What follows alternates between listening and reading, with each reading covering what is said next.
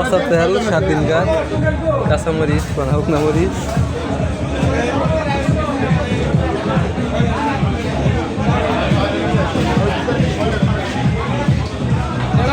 ব্যবসায়ী লোক। কি করছো?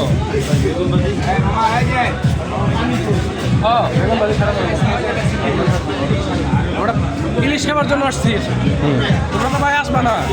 চিংড়ি খাওয়া যাবে? আসলে 2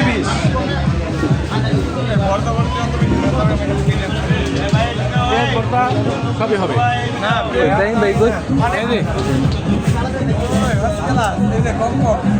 অনেক প্রত্যাশার পর আমার টাকা দিয়ে এদেরকে মাওয়াঘাটে ইলিশ খাওয়ার জন্য তাই তাই আমার 10,000 টাকার উপরে খরচ।